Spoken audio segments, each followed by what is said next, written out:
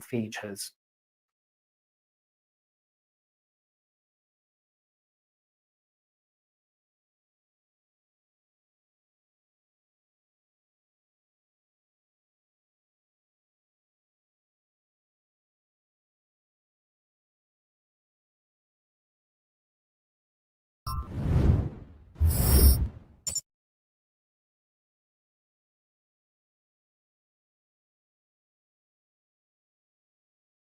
Hi everyone, I'm Manali from Espressif Systems and I work in the backend team of ESP RainMaker.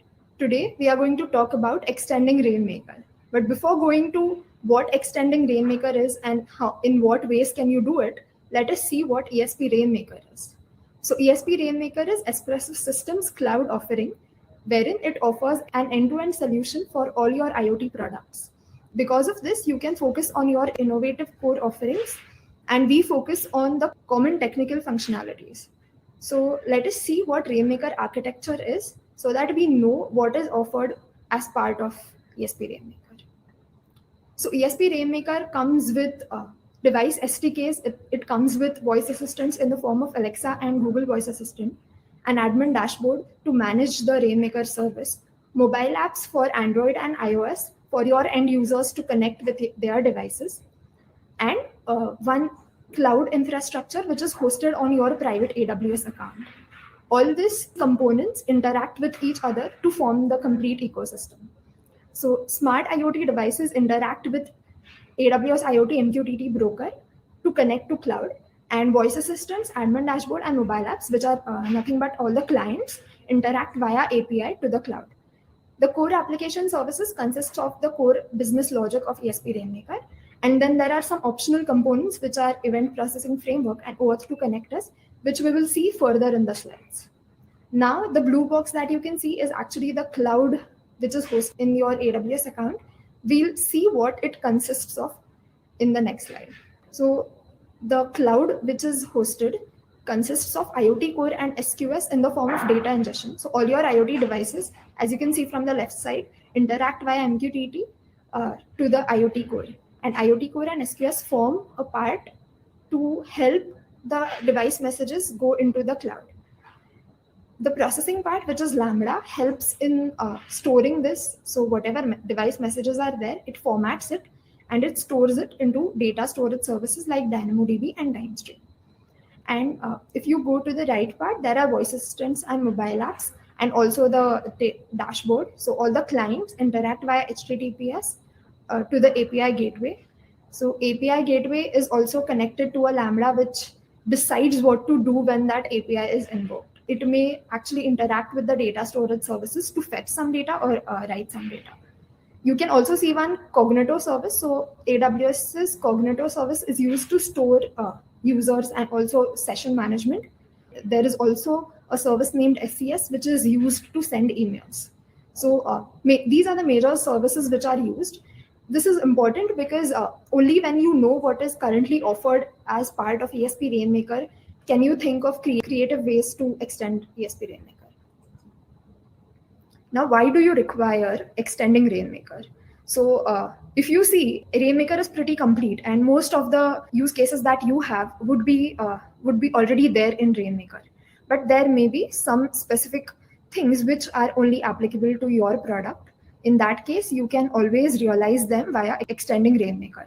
So some of the examples which are listed here are integration with external applications like ERP or CRMs. So you would have your own ERP or CRM systems wherein you need to ingest data or get data or do something there. Then there would be analytics based on the events, do some analytics for your business. Then there would be integrating with third-party authentication systems. In case you have your own user management system, you can integrate it with RainMaker. Or some custom APIs wherein you need something more from RainMaker. And additional processing for MQTT messages, which is specific to your product. And also storing audit logs for regulatory compliance, which is specific to you. So these are some of the examples for extending RainMaker. There may be many more, and we would love to hear what creativity you have and what things do you try to extend RainMaker. So these are the common ways that we think you can extend RainMaker with. One is the event processing framework, second is the custom modules, and third is the OAuth2 connectors. So event processing framework is nothing but every time there are events generated in RainMaker due to some users, APIs, or device messages, in that case, you want to do some action. Custom modules is having more modules on top of the RainMaker stack. And OAuth2 connectors is to bring your own identity management users into RainMaker. So we will see these three ways to extend RainMaker. And as I said, there may be many other ways. So this is just the top ways. So event processing framework, basically RainMaker events trigger custom actions. There are multiple events which are generated in RainMaker, which will then trigger custom actions. These actions will be defined by you based on your requirement. So to go to the actions part, we require events. So what are RainMaker events? So RainMaker events are generated in the RainMaker cloud as a result of user actions or device messages, either when a user calls an API or when a device sends some messages. So there are 16 events which are currently supported, but we are keen on increasing this list, and we will keep adding more events.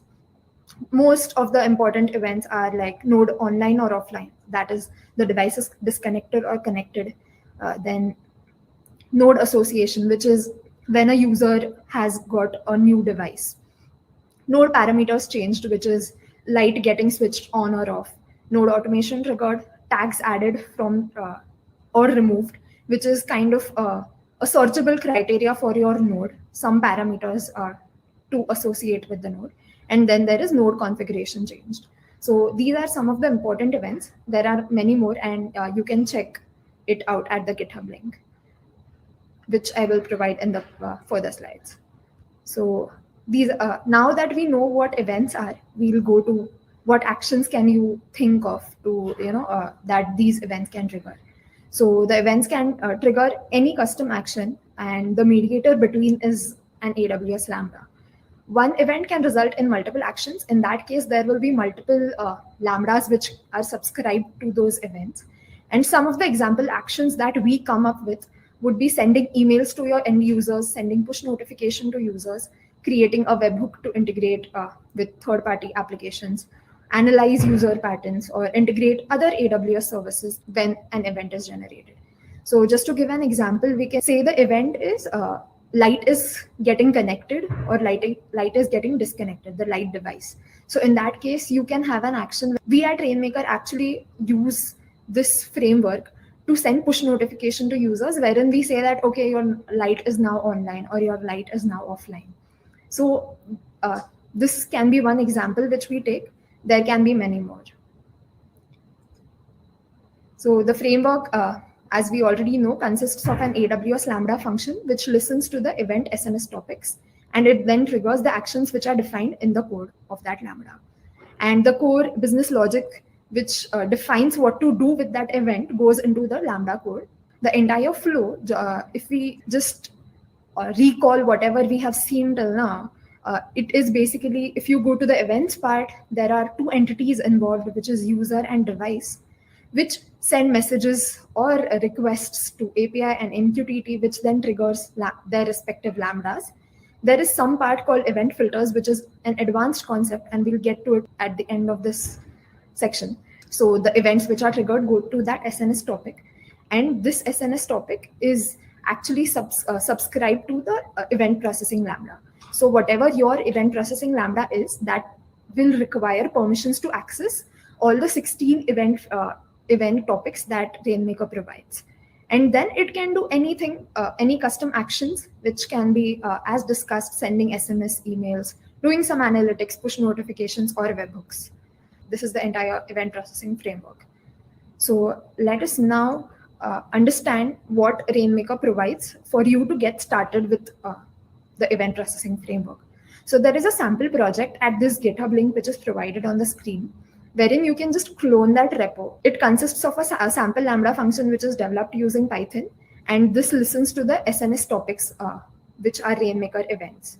It then processes the payload, and it just prints it in the CloudWatch logs. So this is just a kind of a sample function, which you can extend further to do custom actions. And an evolving list of all the supported events which RainMaker supports is available on the GitHub page, and you can check them out whenever you're developing them. So the tools and technologies that you would require to start customizing the event processing framework would be AWS CLI, AWS Lambda supported programming language, which would be like Python, Go, Java, or Node.js, and AWS SAM CLI. So as RainMaker uses serverless architecture, there is something named serverless application model in AWS, which is used for developing serverless applications as infrastructure as code. So these three tools are mostly required for developing any serverless application, and you would also obviously require them for developing the event processing framework. The detailed steps of all the development and how the deployment is to be done are available on the GitHub page, and you can then extend the code once you are familiar with the process in which to build and deploy the code. So let us now go to the demo part, wherein we'll see the actual sample function in action and see how it prints the log whenever a node is connected. So let us go to the demo. As you can see in the screen, there is one terminal window where I have cloned that public GitHub repo, and it consists of this webhooks template Python, which is the Lambda function which prints the event that it gets. There is this template.yaml, which is a SAM template which defines all the resources which are required. So this is the repo, and I have already deployed the code. So this is the GitHub link which gives all the details regarding how to develop and deploy the code. We can go to the GitHub page, and there are 3 commands which needs to be entered. One is SAM build, then there is SAM package, and then there is SAM deploy. So once you are in this repo, you just have to SAM build, SAM package with this command, and then SAM deploy. And then your code would be deployed to your AWS account. So if I check this here, this is the stack that got deployed. It consists of these resources, which are nothing but the RainMaker event SNS topics and the permissions. And it consists of this Lambda function. So now that we know what it is, let us try to test this event. I already have an ESP32 board which is connected to my local environment, and I will just connect it using the idf command idf.py monitor.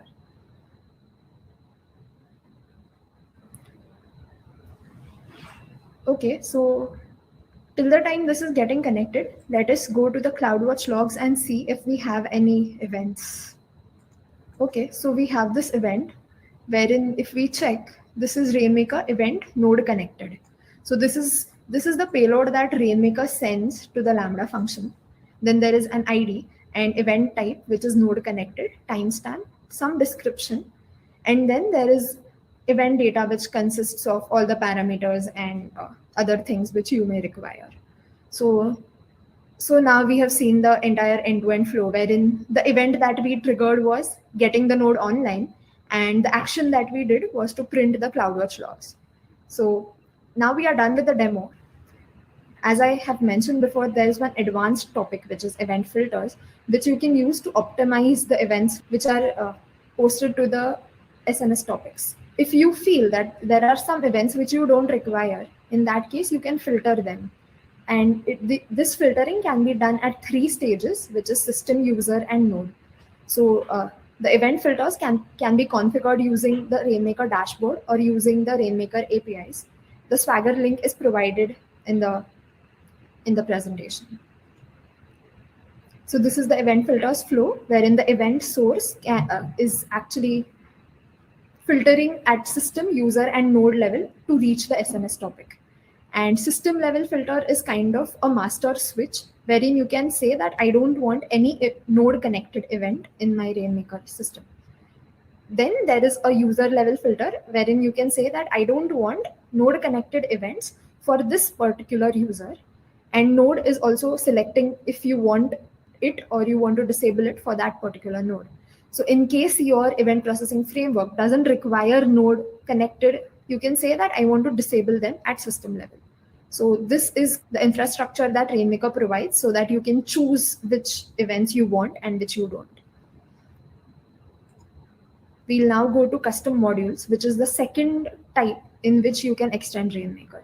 So custom modules is custom development on top of RainMaker. So it will consist of a serverless architecture and some modules which will be there on top of the RainMaker deployment that you have in your AWS account.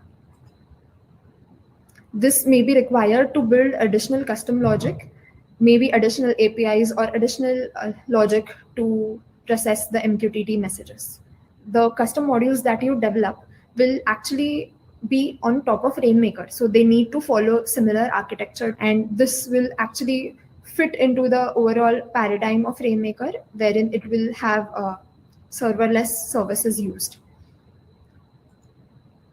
So there is this sample custom module, which is provided at the public GitHub of Espressif systems, which actually demonstrates development of a sample API.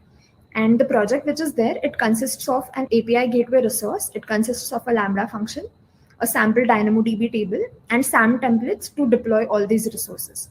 So this will help you to get kind of a boilerplate code wherein you can add other features on top of it.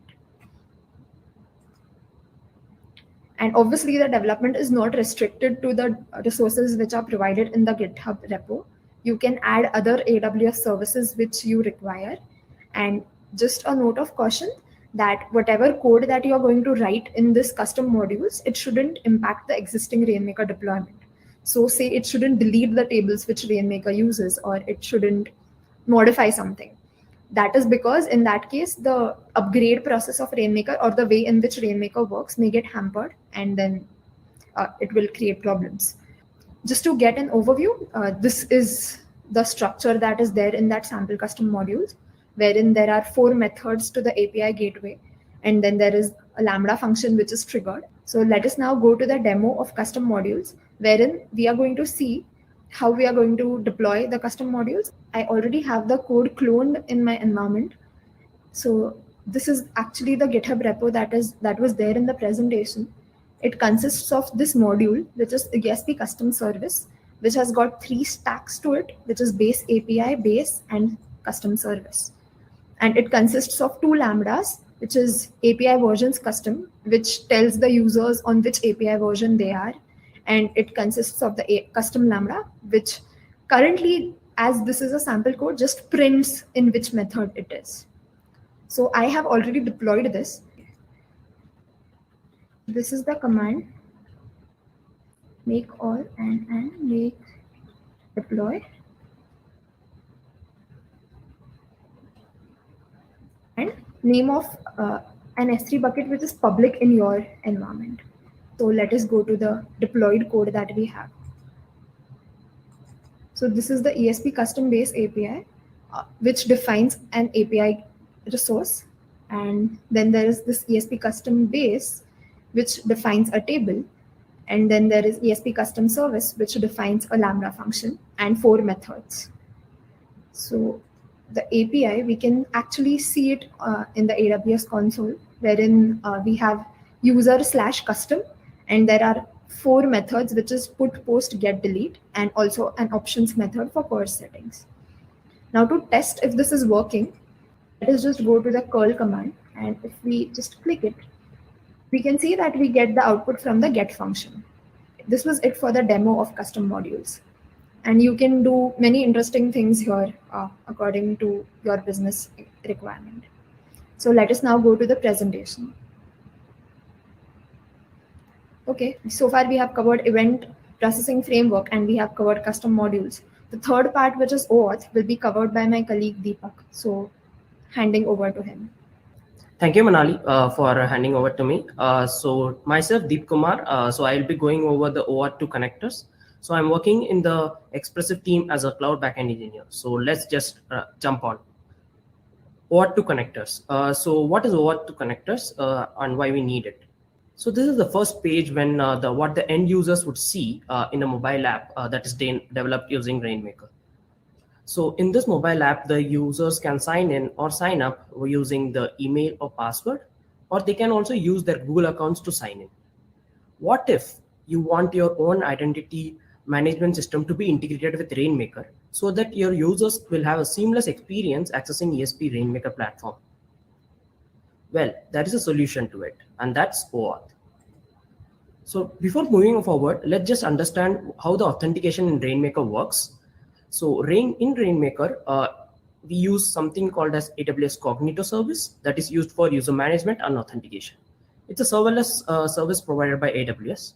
Cognito has already built-in support for social logins like Google, sign in with Apple, login with Amazon, and Facebook.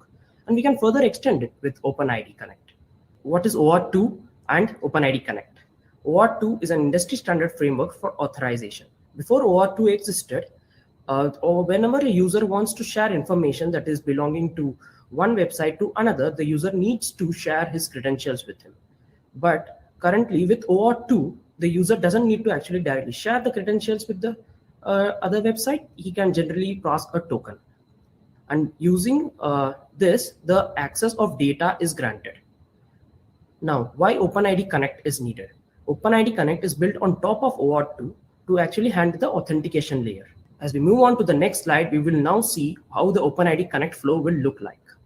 So here, we will start from the left-hand side where it's written login with corporate ID. So here, the login with corporate ID can be your own authentication system. So users will click on that. They will be redirected to your login interface. Here, the users will enter the user ID and password. Once they enter the correct username and password, they will be redirected to a page that will be requesting the consent of the user to share the particular information. Here, in case of RainMaker, this data would be the user information. So this user information will contain the user ID, user name, etc. that are used to actually uniquely identify a user.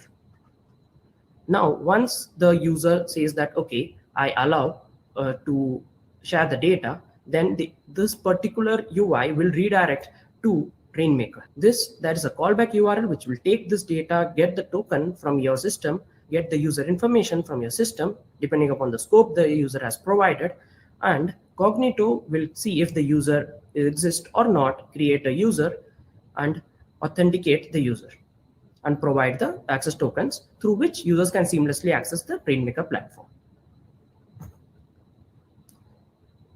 Now, we have discussed the flow of the OpenID Connect.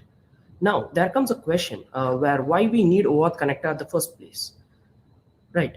So why we need the OAuth connector? So OAuth connector acts as a wrapper around your OAuth framework and the Cognito's OAuth framework. This is mainly because some of the user authentication systems like GitHub or any other systems have some caveats along with their OAuth system. For example, in GitHub, you need to call 2 APIs to actually access all the data that are required to uniquely identify a user, which is currently not out of the box supported by AWS.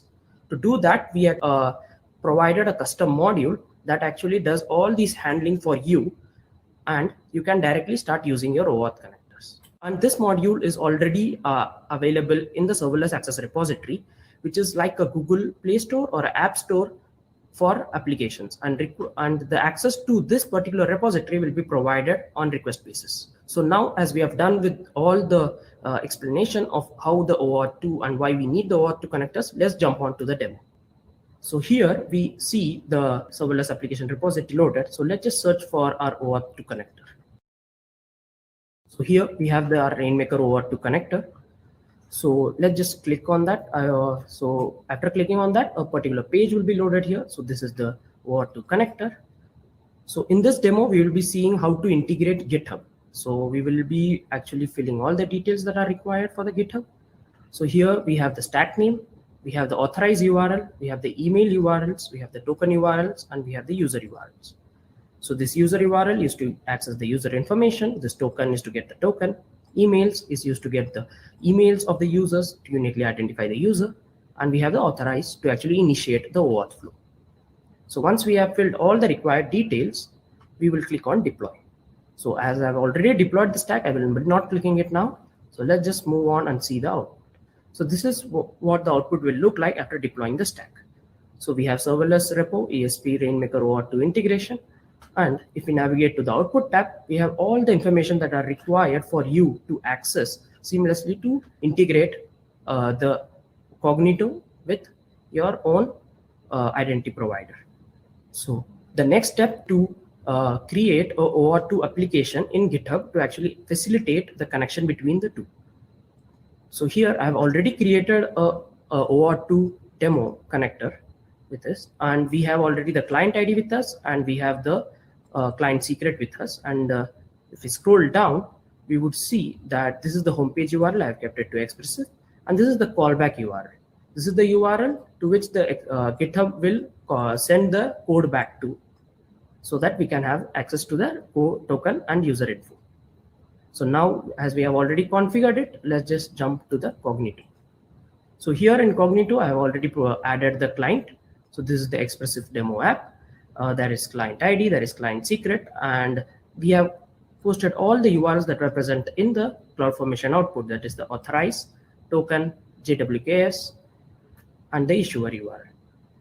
And we have also provided some attribute mapping that are provided here to actually facilitate the mapping between the attributes that are provided in GitHub to the attributes that needs to be stored in Cognito. This list can be extended further depending upon the customer's needs. So once this is done, let's just start testing it. Right. So this is the hosted UI that we have.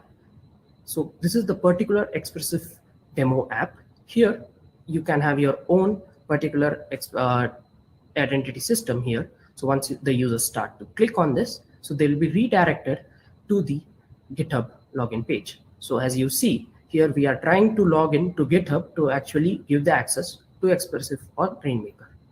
Let's just do the login.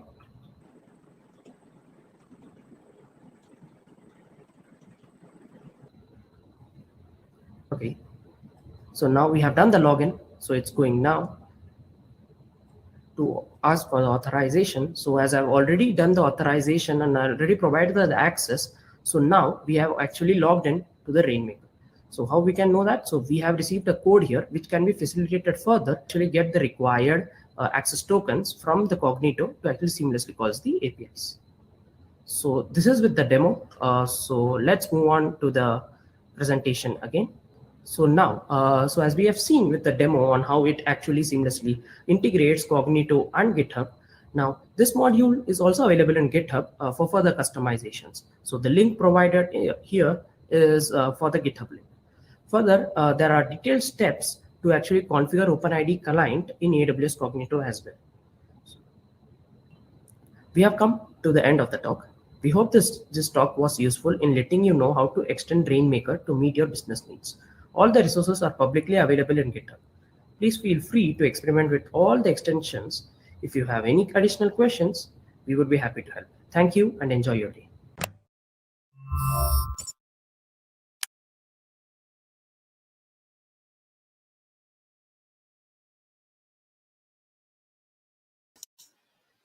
Okay, thank you so much for the talk. Now I'd like to invite the speakers for the Q&A. So welcome. Hello. Yeah, hi everyone. Hi. So, Systems.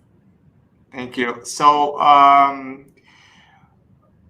we have some questions here, but I'd like to answer, or sorry, to ask some questions to you. So I have some notes here. So can I extend RainMaker in a region, then a different region where I have deployed it?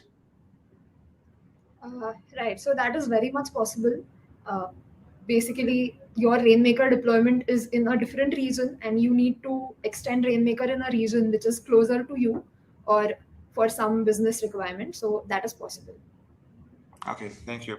And can I add my own extensions to the RainMaker, the public RainMaker? Is that possible? Okay, so public RainMaker is basically RainMaker that Espressif provides for hobbyists and also for pilot projects. So that is currently not possible because the access of the public RainMaker lies within Espressif, and you can't extend the cloud which is there of the backend of public RainMaker. So that wouldn't be possible. Okay, thank you. So let's see if we have any other question here. So we have one. So would RainMaker be available in Docker or independent of AWS in the future? Okay, so this is we may look into this if there is sufficient interest about this, but currently I can't see that there are plans.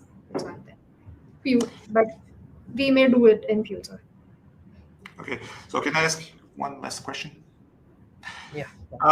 Is there any like technology that I should know before starting extending RainMaker? Is there any like what you recommend if I want to start extending, but I should I know something before? Right, you should know because you are going to kind of fiddle with the AWS architecture and AWS services.